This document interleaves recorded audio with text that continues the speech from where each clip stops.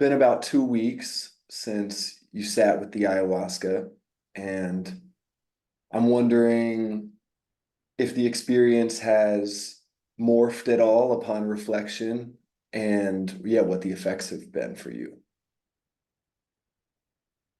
Well, I purged pretty intensely, maybe more so than I have in prior experiences. And that was a, powerful reminder of embodiment and that, while incarnated, we are um, these fleshy beings and somewhat, our souls and spirits are somewhat at the whim of the metabolic processes of these bodies. And I don't mean to think of these levels of our existence and identity as separate, but I think the experience does allow me at least to more clearly distinguish and differentiate these layers of our being. And so I've been continuing to just reflect upon the degree to which I am a vegetative being. I am a living body that has its hungers and its needs. And I feel like ayahuasca cleanses that, like just very um, carnal uh, aspect of us, but also, cleanses the soul and spirit just by reminding us of um, both our animal nature and also our spiritual nature. And so, uh, as you know, the experience definitely brought the nature of death into focus for me, and I shared a little bit about that uh, during the integration after the journey. And so, just been continuing to meditate on that, and it's just a nice reminder. It had been about a decade since I had uh, participated in an ayahuasca ceremony, so it was nice to dip back into that. And after a decade, did it feel familiar still?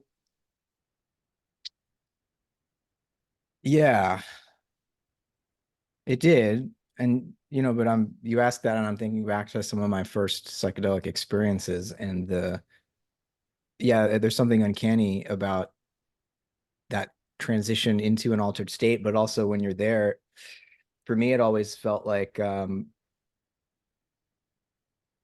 sort of like an oh yeah, like duh. Why haven't I noticed this before? It's not like something new was introduced to my experience. It's just showing me what's always already been there. And so there's a degree of familiarity, even, in those initial experiences. Um, but yeah, certainly having had a fair amount of experience with ayahuasca before, I did kind of know what to expect. But you never know. I've been surprised in the past too by unexpectedly powerful experiences that kind of sideswipe me, but that wasn't really the case this time. Yeah. Yeah, for me, the sense that I was giving expression to a form of intelligence found in a plant to some extent was present in a way it hadn't been in the past. I'd always just viewed it as a way of enhancing and expanding my own consciousness, and that uh, led to a fair bit of inflation more often than would have been healthy back then. But it's certainly those experiences put me on the defensive now against inflation. So I'm more likely to think, hey, I'm taking something else into my body right now that's going to have an effect, and it's going to subside, and hopefully I'll have learned something. And, maybe some people go in with that perspective when they first begin, but I didn't. And so in this most recent experience, it made room for that sense of a conversation with a wise other, in a way that often I'd heard other people talk about mother ayahuasca, this real feeling of being met by an often feminine sort of wisdom. And that language always threw me a little bit. I think I've said to you before, I was like, well, if anything's non-binary, isn't ayahuasca non, but like, why do we have to gender this experience? It had the same feeling as when people really emphasize the masculine character of God, he. I'm like, oh, now are we just doing our own version of that over here? But I can't deny that there was something decidedly feminine about the intelligence it felt like I was communing with. But I think that has more to do with my own developing understanding of what it means for a force to be feminine. I think my idea of it now um, is really as broad as to say that if its nature feels primarily relational, that feels feminine. If the intelligence I feel like I'm communing with, yeah, it feels like its fundamental orientation is like an interpenetrative sort of ongoing conversation in many directions. Mhm. Um, that yeah, Well, it could be that what ayahuasca is really bringing is a psychological complement to whoever we are and whatever we tend to emphasize consciously. And so maybe a lot of women experience it as masculine. I haven't really done the survey to know. right. It'd be interesting to sort of do that research. So I'm not attached to the idea that it is essentially a feminine spirit. I have often encountered it in that way, but again, yeah, it could be that it's showing me my own polar, my anima to put it in Jungian terms, Yeah. whereas it would be different for women and different for people that are elsewhere on the gender spectrum or whatever. So I don't want to essentialize that, but Yeah. No, it was just the nature of this particular time sitting for me. And then the ensuing survey of relationships in my life and ways I'd like to improve them and blind spots here and there morally, that whole ride, it the I was sort of feeling it on a few levels at once. One on just the normal personal level of like feeling my own connection to the people I was thinking about. Um, then in that I'm communing with a maternal wisdom spiritual thing, the feeling of being like guided tenderly. And then on that purely plant in biological organism on that level, and the thinking I've been doing recently about consciousness being an expression of the body, and therefore, if you're inviting more into this body, you make way for your consciousness to become temporarily an expression of that intelligence for however long it's passing through this nexus. And so the relation, I was thinking of this plant being extremely relational, and thereby its effect on my body and my consciousness being to think of my own connections, my own relationships, and dive more deeply into them using whatever greater faculty and understanding of connection that this plant has. So when I've been being asked about it recently, I certainly haven't gone into all this. I've kept it very brief because I'm more and more aware of situations where there is value in jumping in and trying to describe it, and times where it's better to just like allude to something positive. It helped, it was nice. It helped. That's enough oftentimes. yeah. So transitioning a little bit, I heard you mention, well, we briefly talked recently about Rupert Sheldrake's concept of morphic resonance and how it might relate to what Michael Levin is discovering about memory storage in bioelectrical networks. And I would love for you to go into that a little bit more. Yeah. Well, I know Mike Levin often gets asked by by folks who are familiar with Sheldrake's. Well, I have to specify Rupert now because they're both important. He and Rupert and his son Merlin are both famous scientists now, but Mike often gets asked, how does this compare to Rupert Sheldrake's morphic resonance? hypothesis. And, I think Mike Levin is ensconced in Tufts University and trying to do really um, serious science. Not that what Rupert is proposing isn't a testable hypothesis, it is. Um, and he's proposed multiple experiments that could verify it.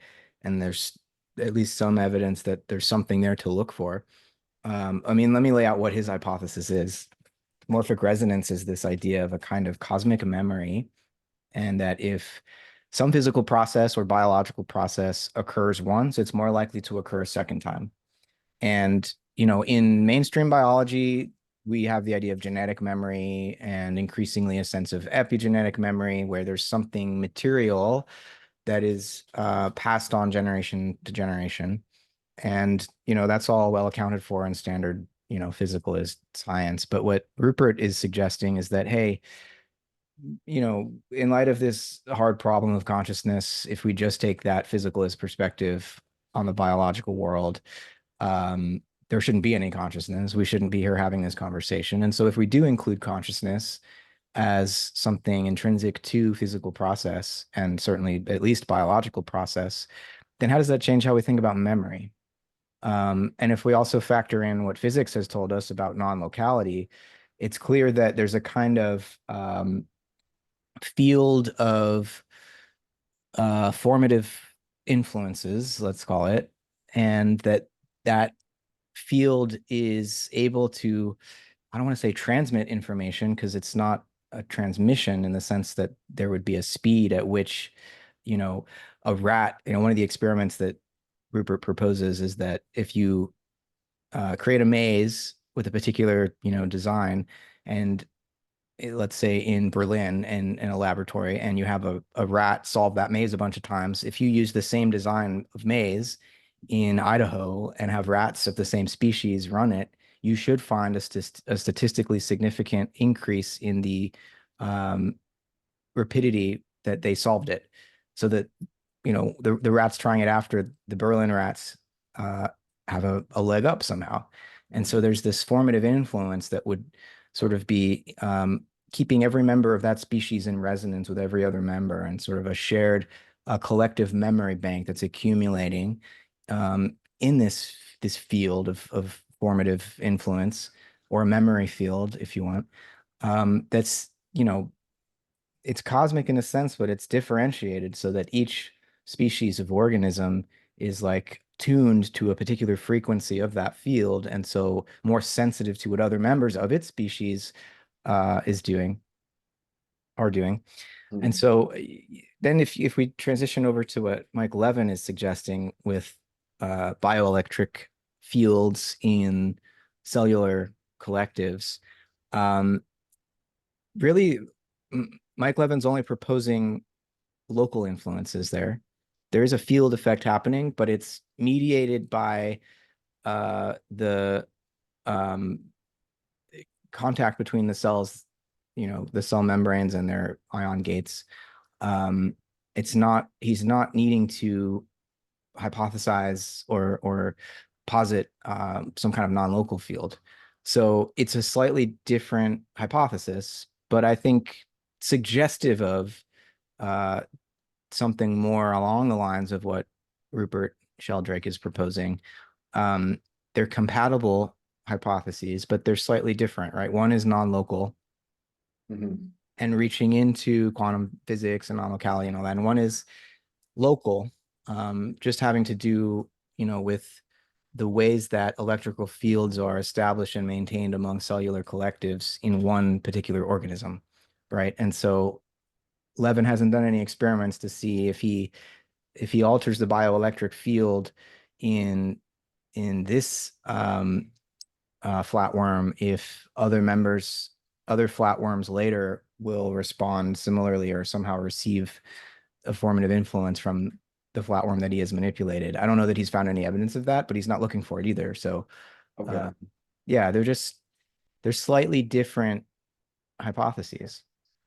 So Mike Levin is seeing that memory in an individual organism is stored in a more widely distributive manner than thought before, Yeah. but he's not necessarily extending that uh, distributed memory out into the environment of the organism yet. It's still centralized in the organism. He's not extending it out into some sort of a non-local field. It's a local field that um, is limited by, the cellular collective that makes up that particular organism. But he's definitely extending our concept of memory beyond the genes and showing that you can totally transform the phenotype, the physiological form of an organism, and it'll work. You can put eyes on the leg of a frog and the eye will work.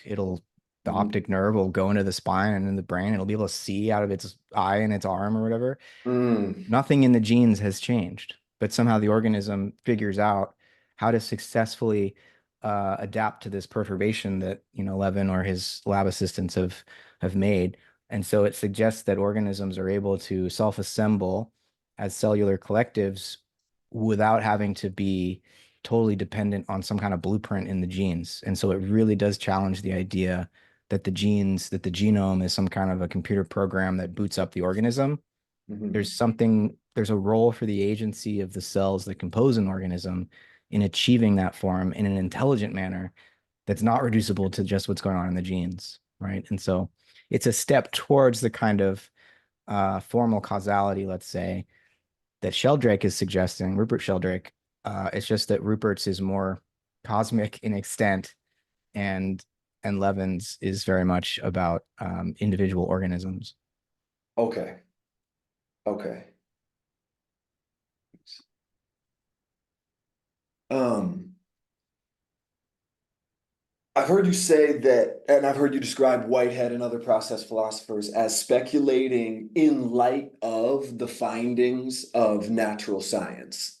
And I'm wondering what uh, particular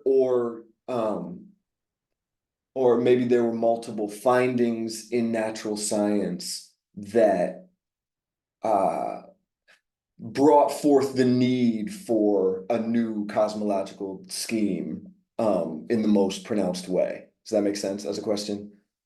Yeah. Okay. You're asking what those findings were? Yeah. I guess it's so you have the basic, Newtonian way of understanding um, the material world, where, I mean, on the one hand, Newton has his universal law of gravitation, which is not mechanistic actually, and so it's misleading to refer to Newtonian physics as mechanistic because his theory of gravity is just descriptive and doesn't actually provide a mechanistic account of where the force is coming from. This was Leibniz's critique. There's kind of an occult influence going on, or action at a distance, in the sense that Newton thought space was just empty. And so how does the gravity of the sun get communicated to the planets such that the planets know how to orbit? As far as Newton was concerned, when he was doing science, he says, well, I'm not really hypothesizing the cause here. I'm just giving you the math to describe the motion so that you could predict where the planets will be. There may as well be angels pushing the planets around, as far as I know. Um, Whereas Descartes had a truly mechanistic explanation where space was full of these little vortices that would convey these forces. Newton didn't really have that. So, but in general, we can talk about the mechanistic approach to science because even Newton, in other areas, like in his optics, he thought that light was some kind of material particle, uh, and that colors were different sized light particles. And when you have a prism, you're sort of breaking up white light into these different sized particles. Um, then you get the rainbow. Now, the problem with that approach and the whole mechanistic approach generally was made evident in the late 19th century when electromagnetic fields were elaborated by Faraday and Maxwell. And so then you have these two very different ways of understanding the forces of nature, and light in particular, a wave understanding of electromagnetic radiation and waveforms, which Maxwell's equations describe beautifully. And then you have this particle understanding that comes out of Newton and Descartes, and it's difficult. It was difficult to reconcile the two, and so already in the late 19th century, you're starting to get a sense that, oh, this mechanistic picture might be incomplete. Reconciling the two, the wave and the particle theories. Mm-hmm. Uh, th is the difficulty there, is it just a tension between a tendency to think in fields and to think in discrete units? Is that really, that's the nature of that conflict? Yeah, basically, it's the continuity versus discontinuity, and you get another version of this same issue with quantum theory and relativity theory, though it ends up being, even though quantum theory in a sense becomes possible as a result of electromagnetic theory, um, quantum theory shows that there are certain discrete energy states in, say, electron orbitals, and there's no continuous, you can't conceive of an electron as moving continuously through Newtonian space or Einsteinian space for that matter. There's leaps that occur. And so quantum theory is more discontinuous, whereas relativity theory is continuous. There's a space-time continuum. And so now, 100 plus years after relativity and quantum theory were introduced, we're still struggling to reconcile continuity and discontinuity. But it was, initially electromagnetism that showed the mechanistic view was problematic. But then, yeah, quantum theory and relativity theory in the early 20th century really made Whitehead recognize that a new metaphysical background for natural science was needed Mhm. because of, the way that quantum theory suggested non-locality, as I was talking about earlier. And also this way in which already with electromagnetism, you were getting the sense that there's no such thing as nature at an instant, Mhm. and physics had been um, geometrizing, if you will, nature by reducing it to point instants, Mhm. which is a pure abstraction. So when we talk about an electron, a physicist would describe an electron as having um, no extension in space. It's just a point. This may be a silly question. Is an electron an abstraction, or is it something we can see? It's not a silly question. It's a very deep question. And there's no easy answer to that. I mean, I don't want to say that it's just an artifact of our way of uh, measuring and theorizing about the data that our measuring instruments produce, but on some level, an electron is both a fact that we have discovered and that we have invented by means of our way of uh, inquiring into nature. So, you know, we build these huge particle accelerators, and on some level, we're creating a very artificial condition so as to catch nature in the act of doing something that we already expected it would do based on a theory that we used to design the instrument in the first place. And so it's a bit like, they often say in international relations or military strategy, like information that's gotten under torture is not that trustworthy because people will just make up shit so that you stop torturing them. You might apply this both also to nature in the sense that these instruments in physics, which become more and more elaborate and involve higher and higher energies and more computation and statistics are necessary to refine the data to get anything meaningful out of it, that we're kind of like twisting nature's arm to get it to perform a trick that Mhm. we're expecting it to perform. And so, yeah, all that's to say, is an electron real? We're measuring something real. Otherwise, we wouldn't be able to use our theories to create all these cool technologies. But there's something very mysterious about the nature of an electron that I think clues us into the fact that the concepts we have of it are um, only minimally revealing of its true nature, right? And Well, so so whatever it is that we're feeling at that made us come up with the idea of an electron, what was that first touch point? What revealed the need or the desire for an abstraction called an electron, or for even the discovery of what might be the real electron? Like it was it. were we looking in microscopes as small as we could go and found the small, like, I don't, it wasn't that, right? So what was it?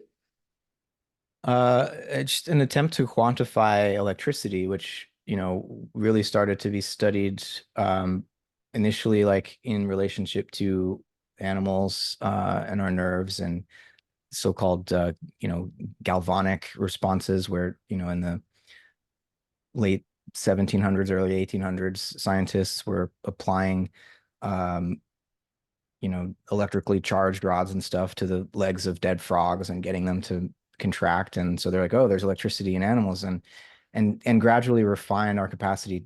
We refined our capacity to manipulate this, what was conceived of as a kind of substance, electricity. It was called animal spirits at one point because it was a quite animate sort of Mhm. force, and it seemed to flow. But in an effort to quantify that flow, it became apparent that there's a discreteness to it. And eventually, with quantum theory and quantum electrodynamics and the study of the way that different elements interact as a result of their electron orbitals, we refined our capacity to quantify the behavior of electrons. Um, but that sense of an electron as a discrete entity is definitely an abstraction. Mhm. Um, That we, is the particle theory, right? The particle theory is the electron, or does an electron in some form still exist in wave theory? Or in that it's just the field at that point. It's just electricity moves as a through a field.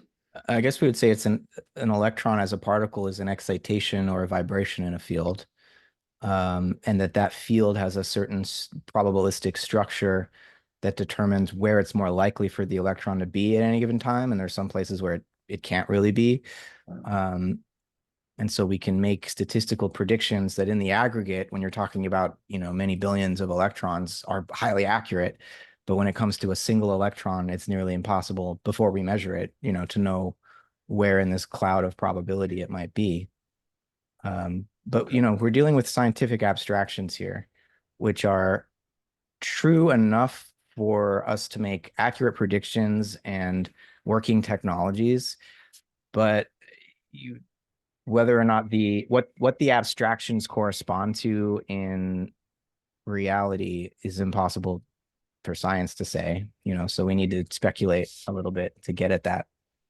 But the non-linear strangeness of quantum fields, and which is an attempt to quantify or understand electricity, that is the finding of natural science, or the conflict of natural science, one of the main ones that called forth the need for something like a process philosophy. Yeah, exactly. So we stopped being able to conceive of nature as something composed of particles in empty space that were exchanging mechanical forces with one another because A, there are these non-local fields, and B, um, it takes a certain duration for any of these particles to manifest itself, right? And so there's something intrinsically temporal about um, the way that nature organizes itself. Like it, just like Whitehead used and lots of people have since used this metaphor that an atom or a photon or an electron is like a musical note, and unless you get like the full vibration, you're not going to hear the note. Like, um, or you could think of an atom um, with its electrons orbiting it with a certain frequency as a melody, and it's like if you don't hear the whole melody, you don't know what the song is. Mhm. You can't hear it all at once in an instant and really understand its meaning and how it exists in the world. So Mm. um, nature becomes better understood, Whitehead would say, as a network of events rather than as a collection of particles. Mhm. And Whitehead's notion of memory was in some sense that the physical world as a stage in the process of concrescence or creation, um, it is memory, by being solid and unchangeable. the world is the physical world is best understood as memory. So rather than looking in it for like where is the memory stored and what's transcribing the memory, you look at physicality as memory. Yeah. This is also Bergson's perspective, and Whitehead's building on Bergson in some ways, that matter, what we think of as the physical world is the accumulated habit of the past, right? And it's everything that we are able to call upon consciously when we attempt to remember the past is in some sense the presence of that causal influence from the past. And so Whitehead says that consciousness is memory is consciousness of causation, is how Whitehead puts it at one point. And so, yeah, rather than thinking that we need to find some mechanism in the brain that's somehow storing memory, as Whitehead would say that memory is stored all around us, not just in space, but in time, because the entirety of the past is being recapitulated moment by moment, right? And so it's a non, and it's very difficult to understand how memory might be possible in a purely physicalist way. You can look for some kind of trace of an inscription that the brain makes on itself, but it's proven quite difficult for any of those sorts of hypotheses to pan out. Memory seems to be non-locally distributed, and so that the brain doesn't need to hold it all itself. It's literally everywhere around it. Yeah, it is everything around it. Like it's not just it's stored Yeah. in it. It really we want to move in this scheme toward dissolving them as separate ideas, physical matter and memory. Right, right. And so one implication is like when you think about genetics, often people will say, if they have like a 1970s understanding of microbiology, Richard Dawkins type stuff, they would say that the genes have store information about how to make the organism that's based on, the whole history of natural selection. But the thing is, it's just as true to say that the information to make the organism is stored in the um, cellular matrix within which the DNA exists. But you also have to say that the information to make the organism is stored in the environment in which it grows, but not just the present environment, the whole historical sequence of past environments that its ancestors have evolved through. So, like, where is the information to make an organism? It's everywhere. It's really the idea of is stored that is presenting the problem, right? But it's just hard to talk about it, and because then you have to say there's nothing that's not memory that Yeah. or and then yeah that makes it sound confusing, but yeah, you're trying to dissolve the two concepts and look at the physical world as memory, Mhm. um, by virtue of being solid. Yeah. Um, I have a quote from you here. Um, I made the mistake of not writing down which article it was from. It's somewhere on your blog. And you say, in some sense, the primordial organism is the universe as a whole, an incomplete growing whole. Call it the world, Call it the world soul or cosmic organism. This cosmic life recapitulates itself in the lives of individual organisms. In Whitehead's terms, it is the societies that are creatively emerging, with actual occasions surfing their Teilhardian waves into ever higher grades of aesthetic satisfaction. Teilhardian waves. Can you just go into a little bit what you mean by Teilhardian waves there? Mm. Yeah, that's a dense illusion. So Pierre Teilhard de Chardin was this Jesuit priest and paleontologist who tried to make evolution and Christianity compatible. And he understood evolution as teleological, that it has a drive to complexify, and that greater physical complexity um, corresponds to more intense inner experience or consciousness. So he has what he called the law of complexity consciousness. And so Teilhardian waves is my probably too um, cryptic way of describing this cosmic um, allurement towards more and more complexity and more consciousness. And you know, the other point I was trying to make there, I think that's from an article where I'm in dialogue with Brendan Graham Dempsey and Greg Henriquez, and both of them are developing emergentist accounts of consciousness and life, where the universe begins with more or less dead matter, uh, and then at some point life emerges, which is totally new, and then at some point mind emerges, which is totally new. And I'm trying to offer a slightly different account where those sorts of transitions from physics to biology to psychology are important to note, but that it's not an ontological emergence. It's not the emergence of something totally new in the universe, but the intensification of something that's already present. And so, from the perspective of Teilhard and Whitehead and Bergson, there's already a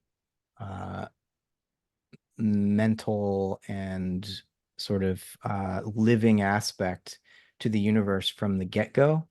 Mhm. And evolution is the process of it coming into ever deeper awareness of itself and ever more elaborate forms of organization to support that awareness. Mhm. Um, and so the idea that when we understand the universe as a cosmic organism, it's like uh, rather than thinking of organisms as something that emerge later on, it's more like the universe is itself an organism and it internally differentiates and then thereby becomes more aware of itself. It's like the universe is originally one cosmic life, but it doesn't yet have any sensory organs or any way of perceiving itself or knowing itself. And so it needs to internally differentiate in order to gain that capacity. And Mhm. so, yeah, you could say consciousness emerges, but it emerges because there was already a kind of unconscious, but still experiential longing and, you know, eros or allurement towards that from the get-go. So yeah, Teilhardian waves is my way of referring to the sense in which, there's already a kind of I think I had in mind like Whitehead's idea of concrescence and the analogy of waves rising and cresting and moving towards the shore, that there's a momentum here, there's a direction to evolution. It's not just um random dispersion. Aiming it's aiming at something. Mhm. There's the image of this cosmic organism's life cycle as a cycle, a life cycle, and then this way of seeing it as ever expanding, ever changing, eternally becoming and never repeating itself. Um, is there any greater reason to opt for one image over the other? Um, or is that really just a matter of what resonates with your own soul at any given moment? Because I'm sure, and yeah, maybe you can relate to this experience. For me, both images have felt as if they've come home with like an equal degree of religious clarity for me at different moments, to where I'm I don't feel the need to know which I believe. How do you feel about those two images? Well, yeah, we need both. um there's both something cyclical and something historical, say, about how the universe unfolds, something um yeah, whereby there's a pattern which repeats, but there's also um a forward trajectory.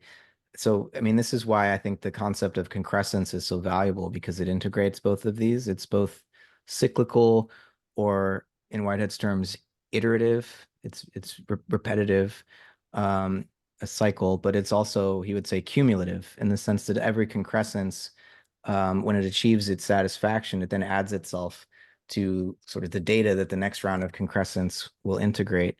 And so there's an iterative and a cumulative aspect to it, so that the universe is creating itself through these cycles of repetition and, you know, feeling and incorporating the past, but that there's also a cumulative dimension because no two iterations are ever exactly the same because they include the just prior concrescences, right? And so the universe is growing at its edges through this process of concrescence. And this is that secret formula Whitehead has as his definition of concrescence, that the many become one and are increased by one with each round, right? So that it's not simply repetitive. The universe is never the same twice.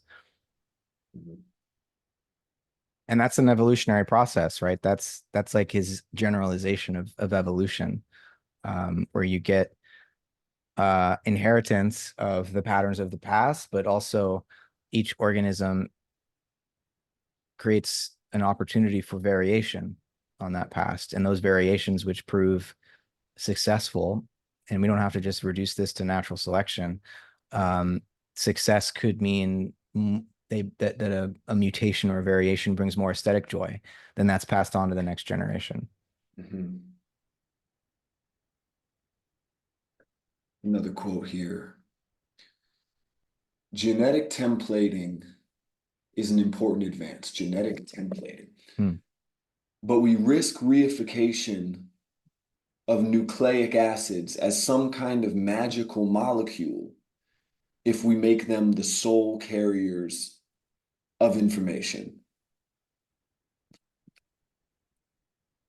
So you're saying it's important that we seek to understand what a gene is, but in this desire to understand it, we don't want to make a particular part of it um, seem more important to the whole process of life than it is when we're just looking at one small part of life. And it will have maybe these qualities that show it seems to carry something of the whole, but maybe we'd find that if we looked equally hard at many different parts of nature. So we don't want to make the nucleic acid into a god. Is that accurate? Yeah, I mean, so this gets at what I was saying earlier about, you know, where the information to make an organism is stored.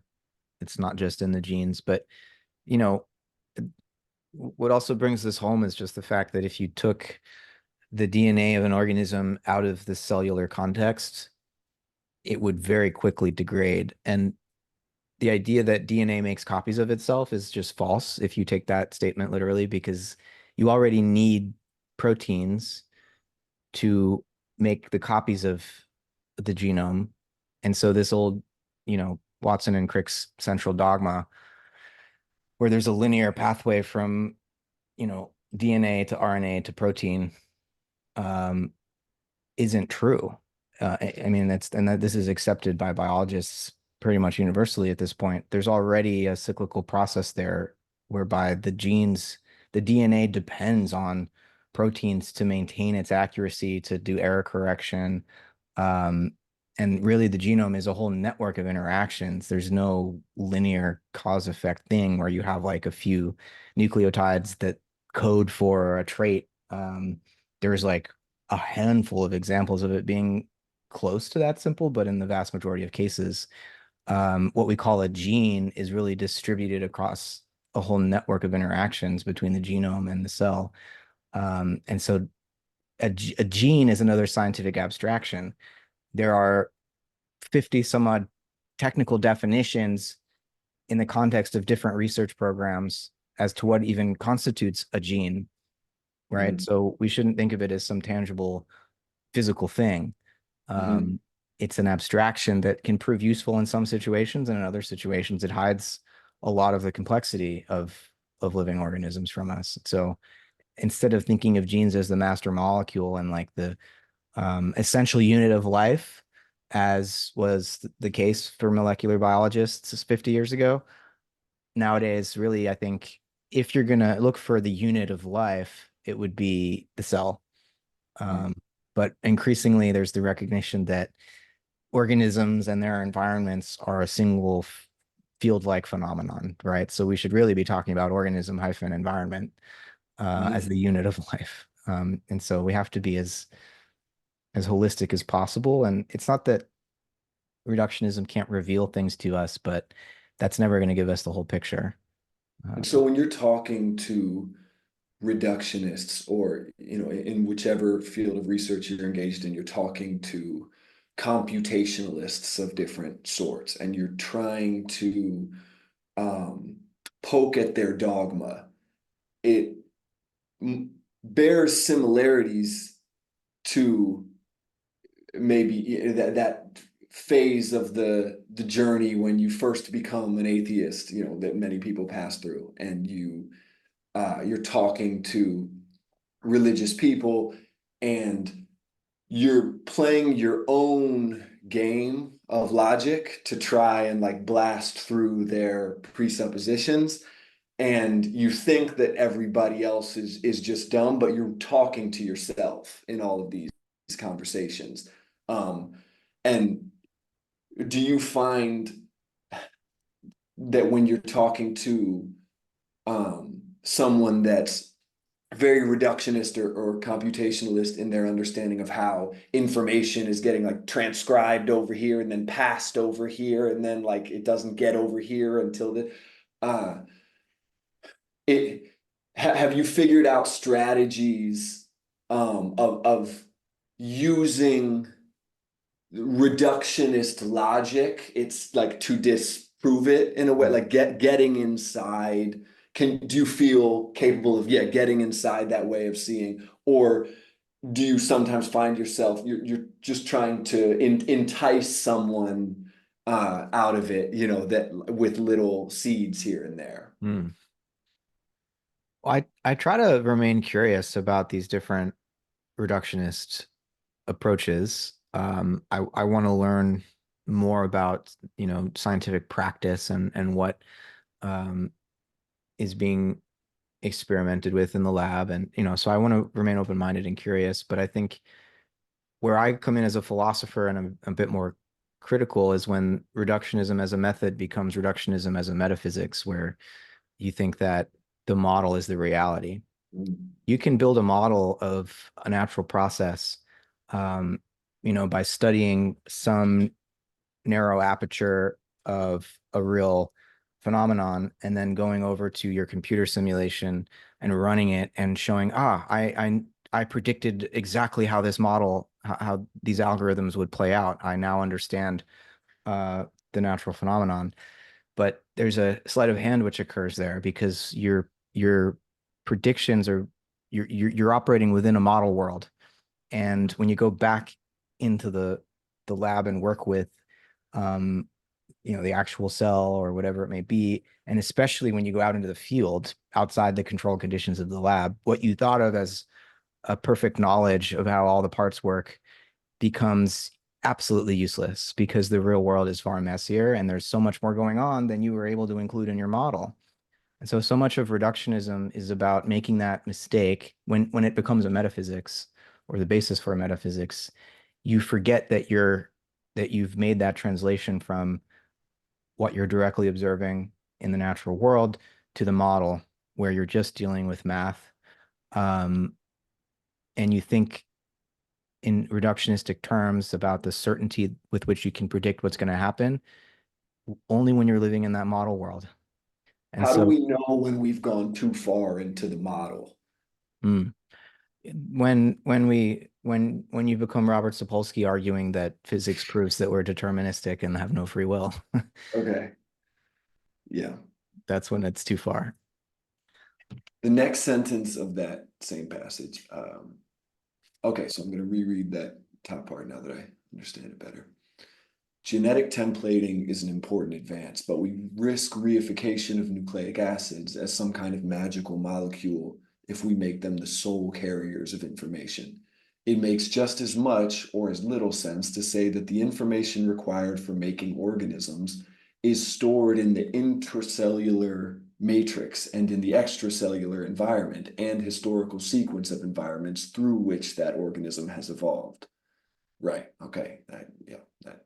I worry that leaning on 1960s evolutionary science from reductive materialists like Richard Dawkins only signals that an abstract and decontextualized idea of genetic information is being mistakenly hypostasis, Hypostatized.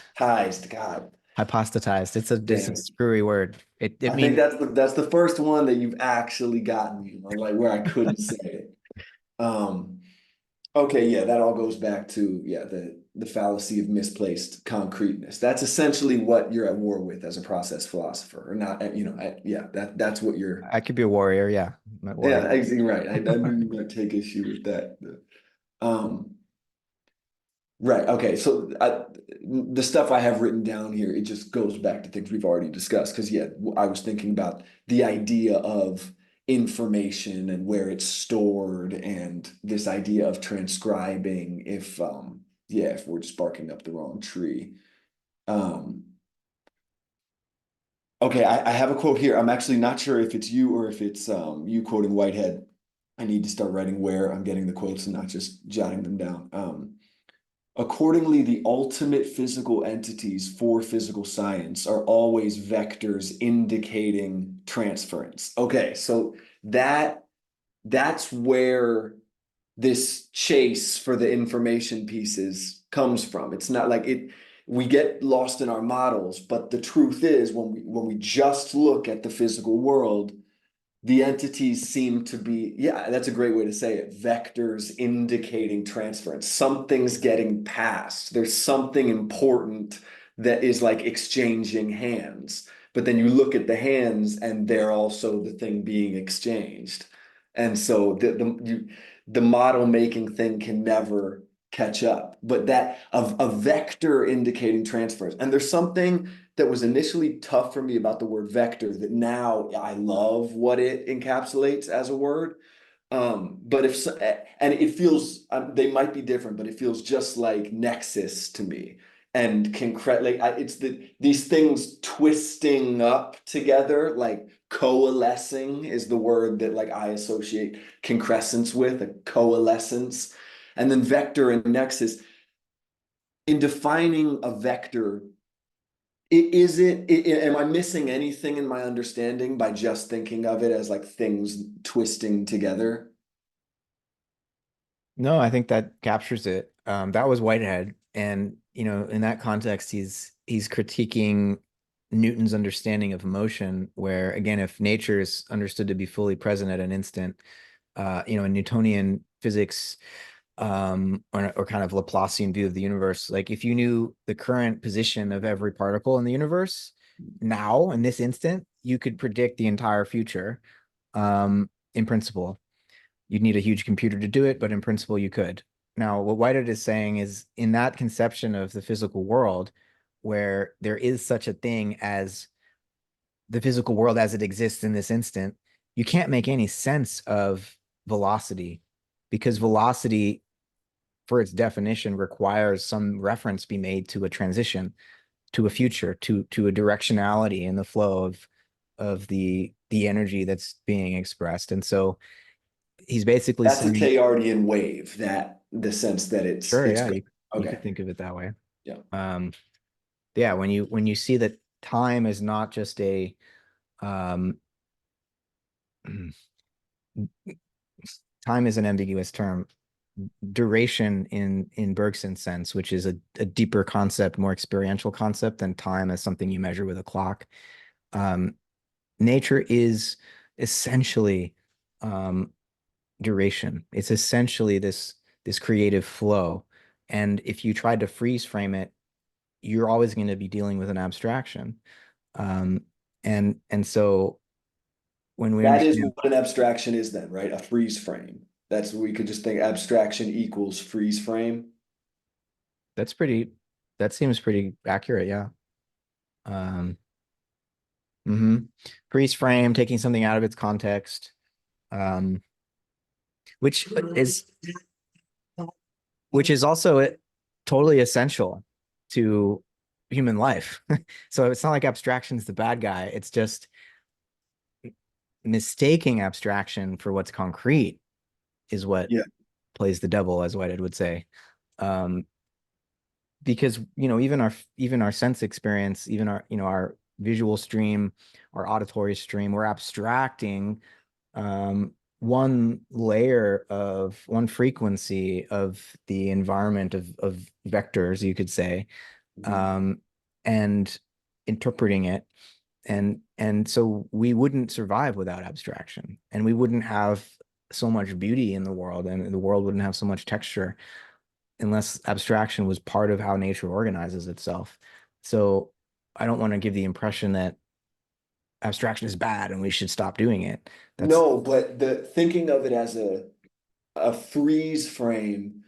There's so much talk, say in mainstream pop psychology about you're not your thoughts, and the implication is often left as open as your thoughts will go anywhere, they'll say anything, Mhm. they might get negative, you can't rely on them. Look at real life. But the reason that thought is insufficient, I don't think is often enough narrowed down to the simple fact that you've frozen something and that you've taken a picture, and that doesn't mean that yeah there's no information to be derived, but it's these are frozen pictures, and the thing that they're of is never frozen, and its deepest nature is the fact that it's never frozen. um yeah, all I'm saying is that, right, common sense tells you I need to, my thoughts are getting a little out of hand. It's causing me anxiety. And that's the shape that the failure to see that your thoughts are freeze frames of something moving, that's the shape it takes in the day-to-day life of a normal person. But that same need to recognize where we stand in relation to thought is at the center of the scientific enterprise as well. That it's happening, at a higher level, about larger systems than the individual, but it's this same, yes, an instantiation of the same relationship. I'm just sort of processing in real time. I don't have a uh, good place to wrap that with a question. But do you see what I'm saying? Yeah. And I agree with that we are not our thoughts, and that when we mistake ourselves for a thought, we're doing that kind of misplaced concreteness thing. But I would say we are our thinking. So the activity behind the thoughts that produces the thoughts, that's us, right? And so, Right, because thought itself also has that quality of always moving. It's just as natural as Nate, right? And so the freeze frame that I'm really talking about is a freeze frame of that process of thought itself. I can't help but do that when I talk about it.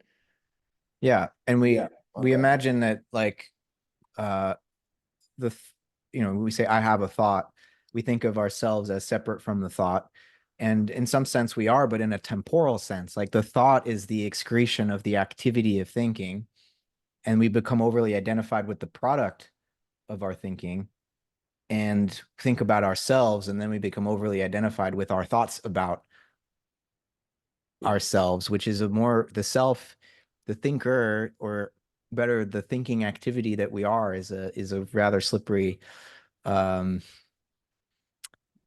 I don't want to call it an entity, because it's nothing substantial. It is an activity. And Mhm. Um, I think part of the meditative process is this attempt to in it, you know, like in Zen, they some exercises would encourage you to try to capture yourself in the act of thinking, and gradually you come to the realization that you can't do it, right? But there's still this intuition of this activity, of this creative process that you are, and you learn not to identify with its products, but to be in the process, Mhm. right? And so um I think it's easy to slip with this pop psychological view into uh, a more superficial understanding of like we have to get rid of the ego. Mhm. And we do as a thought that we might wrongly identify ourselves with.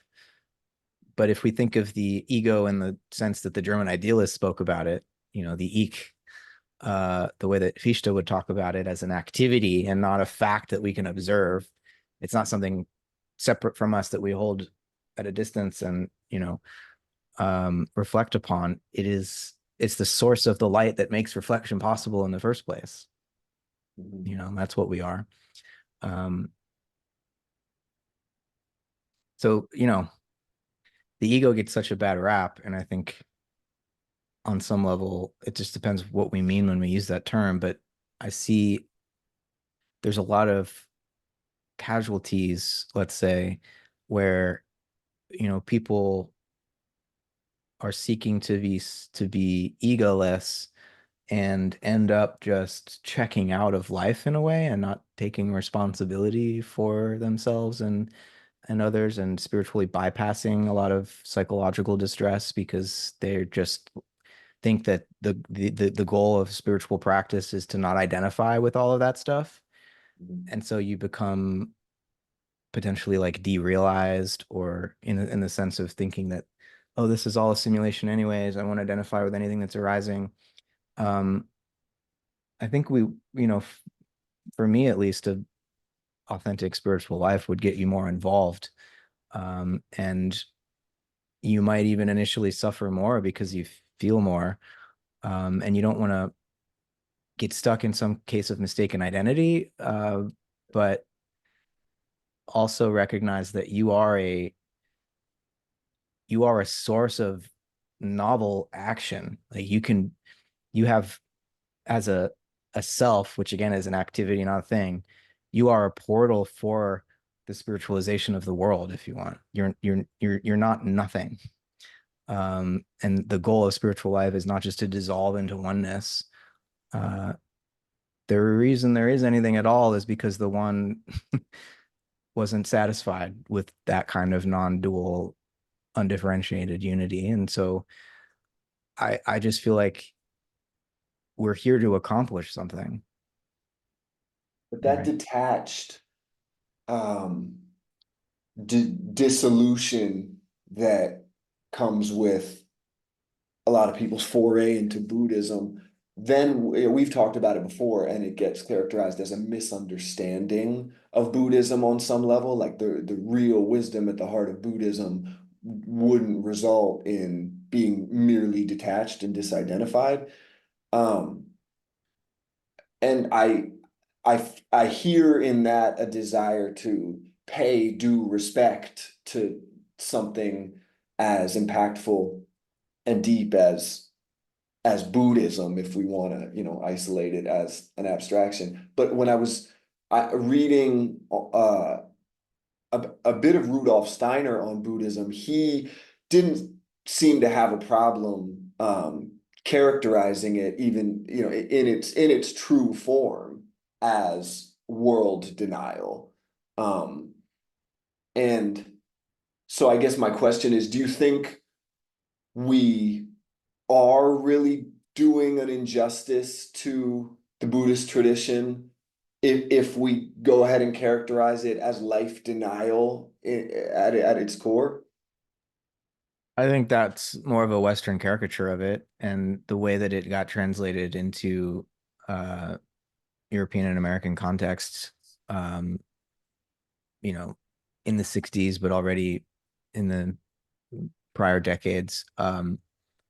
Buddhism is I mean, what Buddha realizes, that life is suffering, and that the way to escape that suffering is to stop clinging to uh, appearances, is to stop clinging to things that aren't actually tangible and that you can never uh, acquire anyway.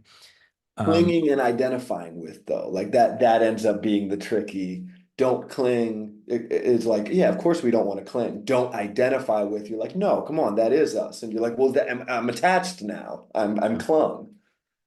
and I think there's a development within Buddhism itself, which you might say was, already there in the original teaching, but in terms of how it was socially enacted, you get in later forms like in Tibetan Buddhism, and Mahayana forms of Buddhism, a recognition of the Bodhisattva's vow. And I think we've talked about this before, where there's more of this sense of it's not just about dissolving attachment to the world and then, becoming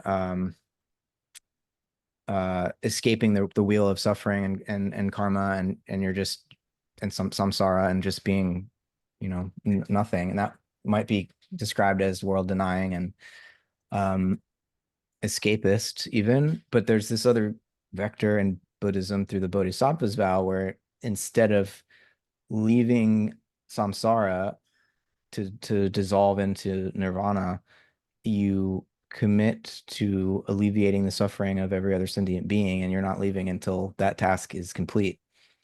And so you One don't. thing Steiner alluded to though was that is a prior stage that like one must have first taken the vow of the bodhisattva before mm, complete nirvana can mm, happen to where to where there then would be still at the seat that the motivating force is like the someday escape from it all, even through like the beauty. And it feels like essentially the theology at the core of Whitehead's vision would be the bodhisattva vow as the fine. That's you don't get past that. So you don't get out. We stay bodhisattvas.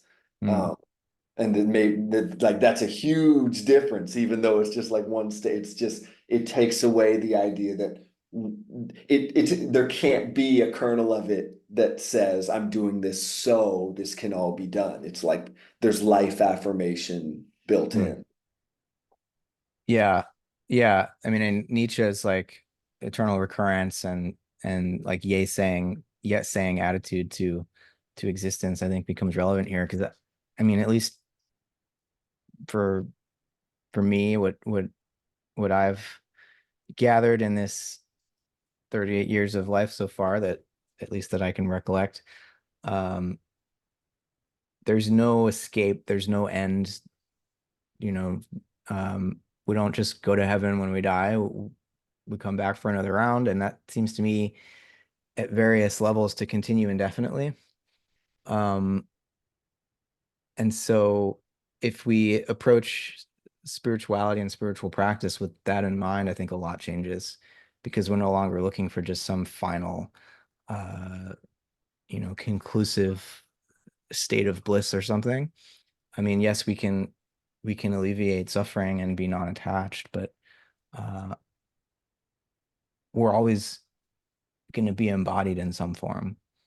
We're always going to be relational beings who aren't individually in control of what happens. We're embedded in these karmic networks, and um, are responsible to and for one another.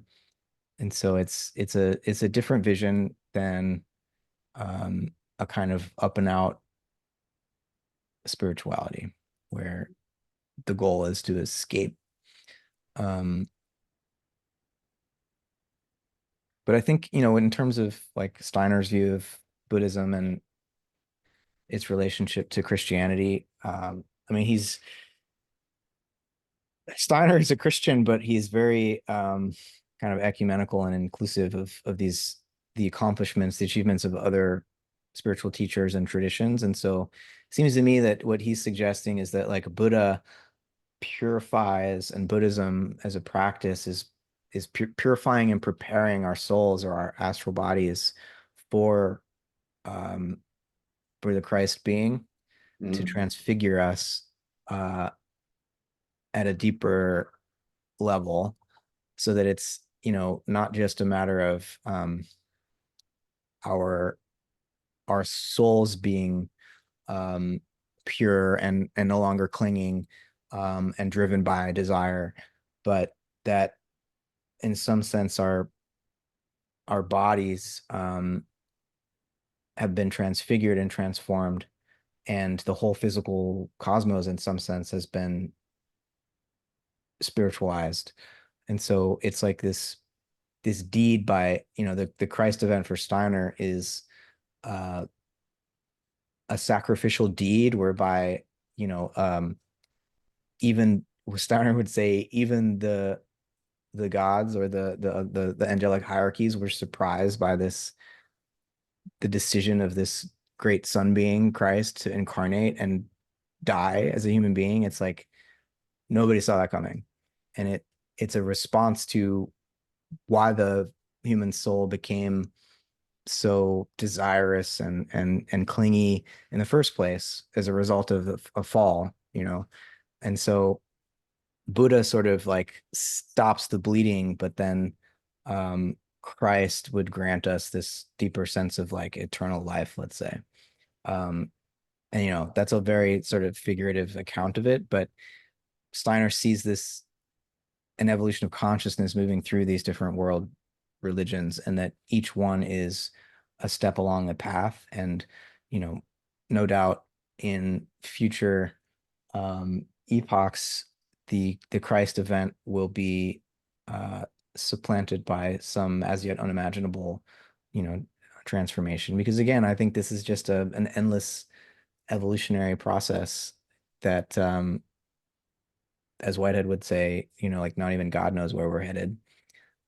And if we wanted, for some reason, to describe all of this biologically or to ground it in biology, or I, could you understand a Christ event, or how we said it the other day, like humanity, Jesus is in a sense, like could you understand that as eh, the like a system simply becoming aware of its interconnection to all other systems and extending its model of self to include the totality without losing touch with or appreciation for like the particularity of its embodiment as a one of many perspectives.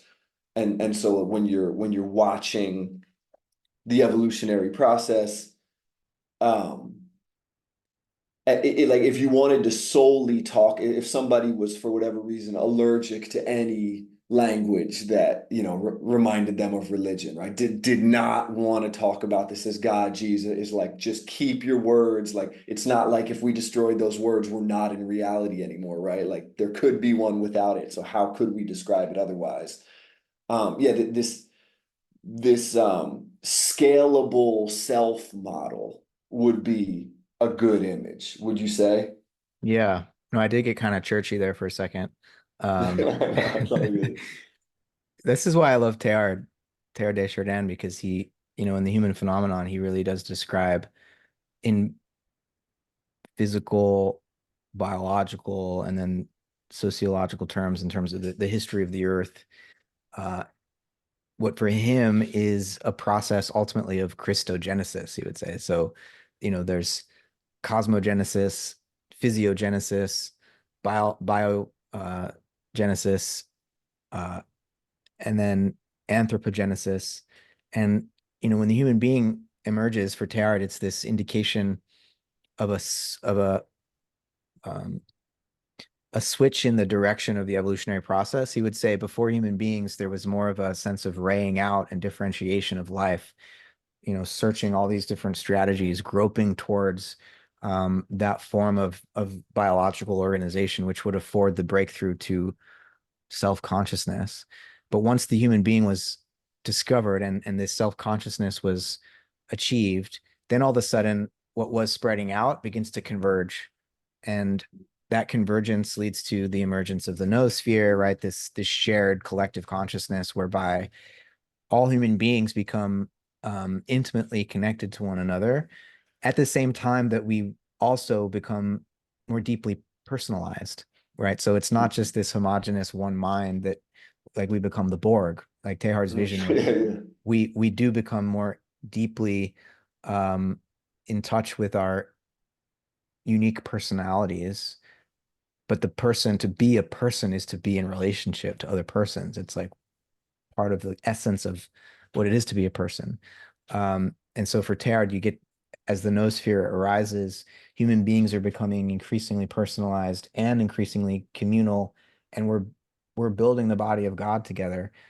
And so the noosphere or noogenesis is like this precursor to what he would call Christogenesis. And so in some sense, the second coming in, churchy language for Teilhard would be it could be thousands of years from now, or it could be sooner, or we could fail, but there would be this collective form of uh, mutual recognition among human beings that love is the driving energy of the universe, and that we are here to kindle and increase the intensity of that flame.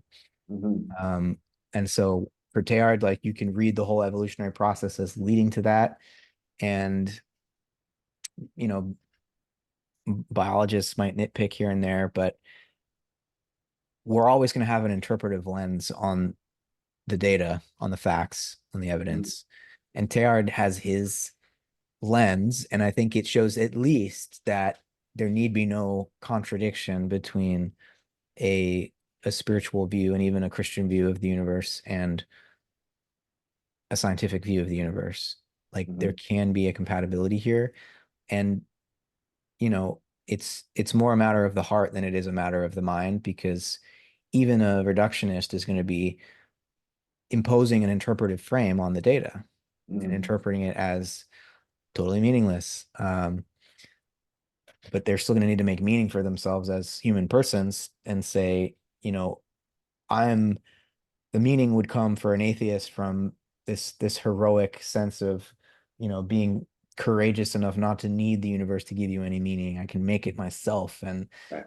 just bootstrap my way into a sense of purpose. That's still a narrative overlay on the data that gives Mhm. you meaning. And, from Sayard's perspective, it would just be a flimsier attempt to arrive at some meaning. Right, but it's still a gesturing toward nobility of some form. Yeah. Yeah. Why do you think the process, as you grow up, everyone's selfish as a little kid, and then you go through a series of phases, and to differing degrees, people extend their feeling of self beyond themselves.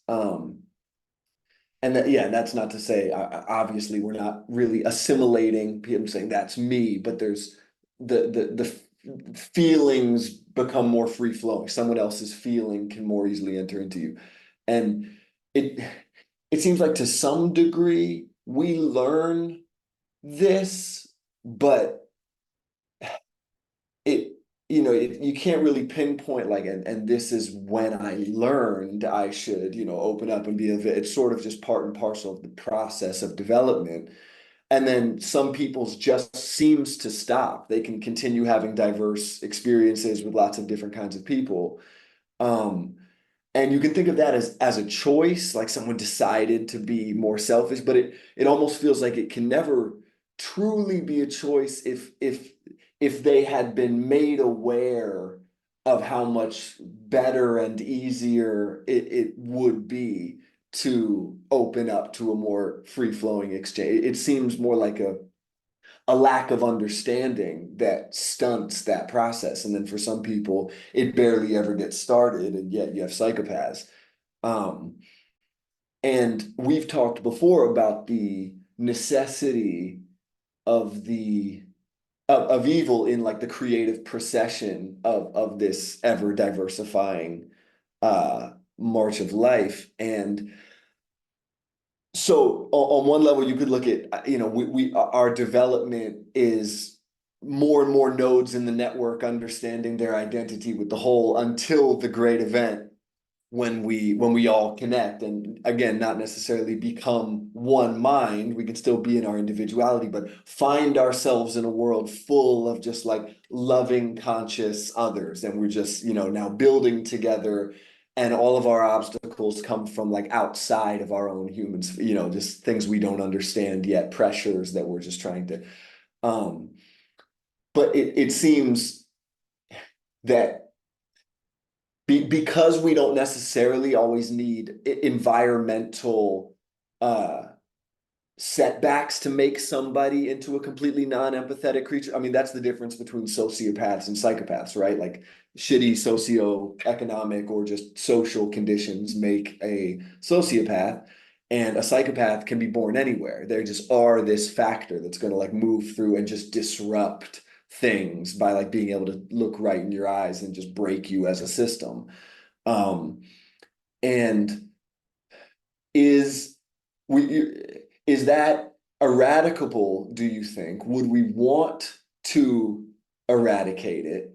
And can we even imagine, like, as much as you'd never wish the experience of being preyed upon by a psychopath on anyone you love or anyone, period, and certainly you wouldn't want it to happen to you yourself, you could sort of imagine where if you woke up tomorrow and what maybe at one point you thought was your wish was granted, and you found yourself in a world made up completely of very conscious and loving people, that like something, there might just be a spooky sense that something had been lost that we didn't want to lose, but you would never consciously say we need to bring back the psychopaths. But yeah, what do you think of the existence of non-empathetic human beings?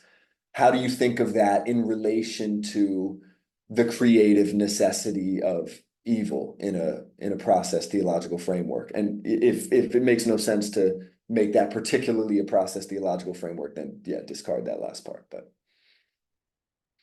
Well, yeah, I mean, a perfectly harmonious world would become boring pretty quickly. Um, you know, Pleasantville doesn't have any color.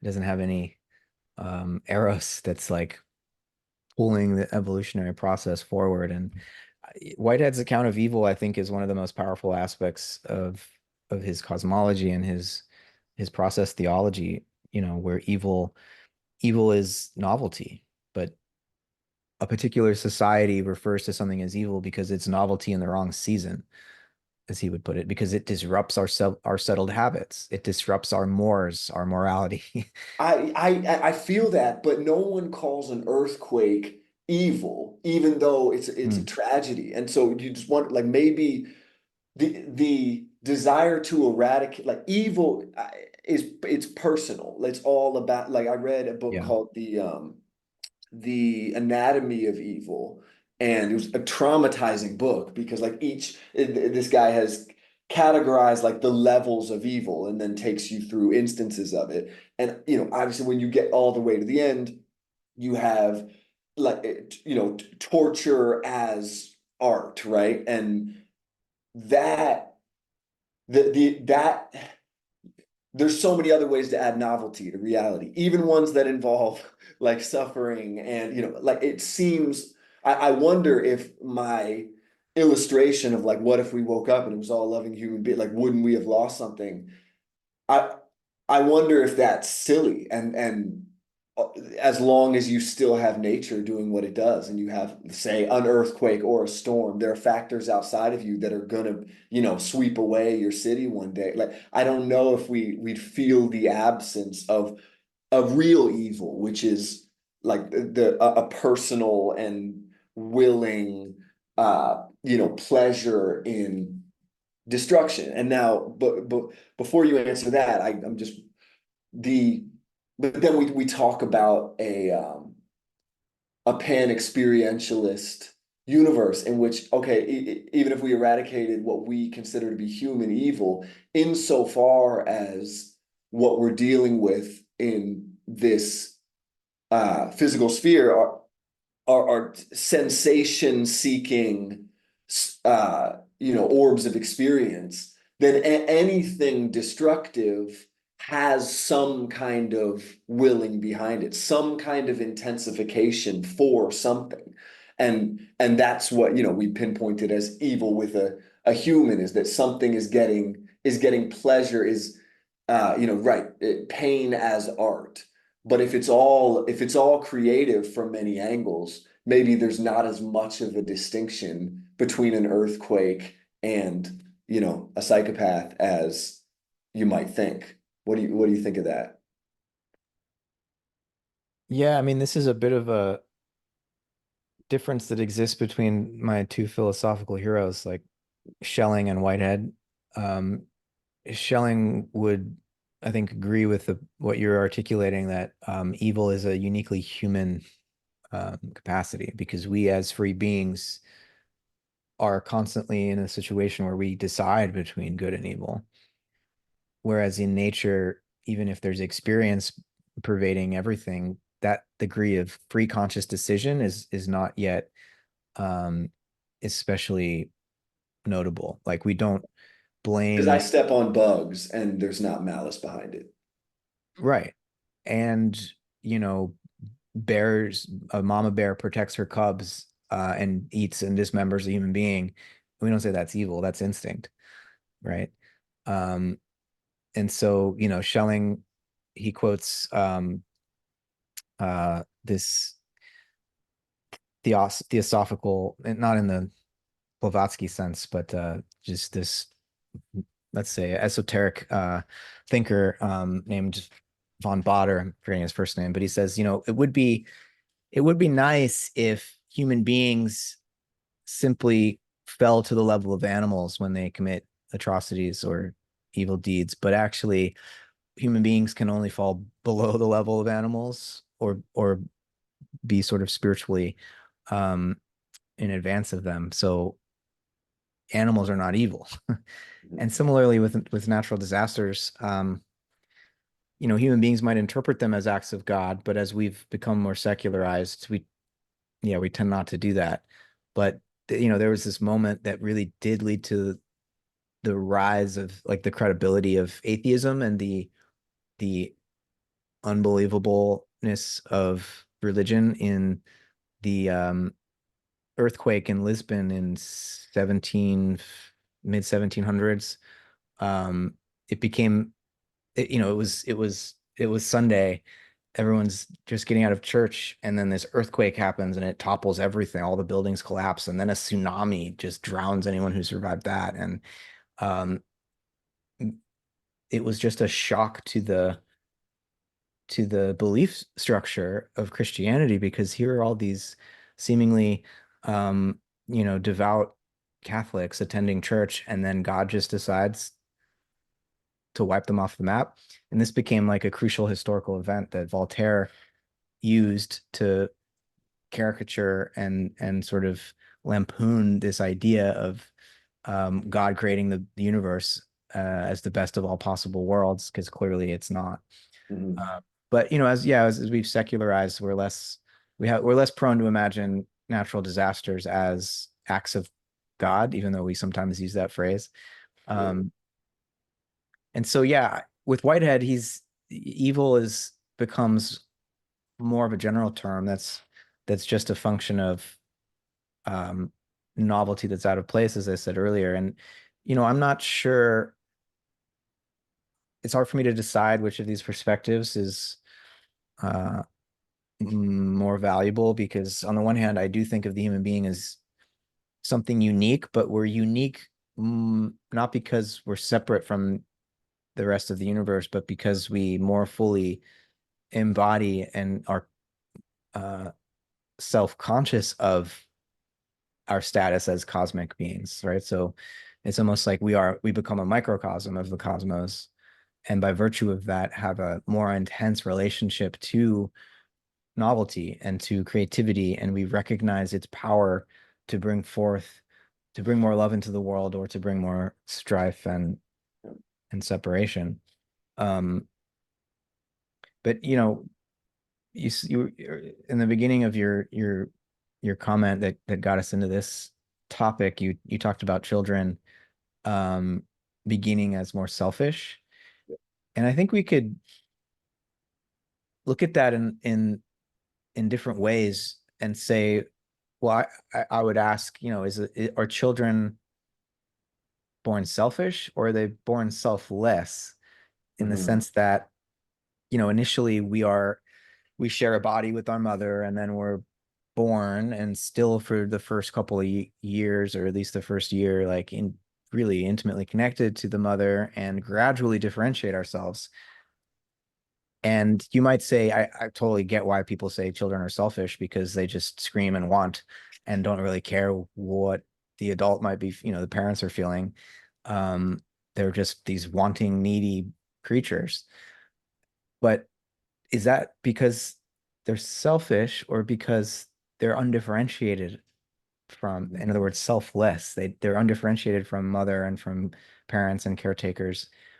And gradually, what allows for this capacity to take the perspective of others to come online is you actually gain a self by internalizing the love you receive from others, right? And so I'm not saying that I disagree that it makes sense to call children selfish, but No, that make because now that my mind immediately went to, could you call a psychopath uh selfless? hmm, And right, sounds, I mean, it doesn't really sound crazy because, when you talk about borderline personality disorder, the idea of a psychopath wearing a mask all the time, when you're talking, there's not really a self there. And when yeah, you think about, yeah, you don't, right, like, yeah, when you're not feeling any otherness about the people around you, you have no what's the shame. opposite of that? Yeah, You they're you they're they're me. I hate me, so I just move through them because they're a part of me I particularly hate. right. Mm, that's a really interesting. I don't know if you call it a coincidence of opposites, but the notion of a psychopath as a selfless being, um, yeah, it gives me a lot to chew on. Hmm. Uh, I want to reach our conclusion here because otherwise, um, and my brain engines will start. Well, I won't. The questions and the responses will, yeah, they'll become more and more meandering. So, thank you so much for another incredible talk, and let's keep it going. Love spending my Sundays with you, Roman. Yeah, thank you. All right, talk to you soon. Yeah.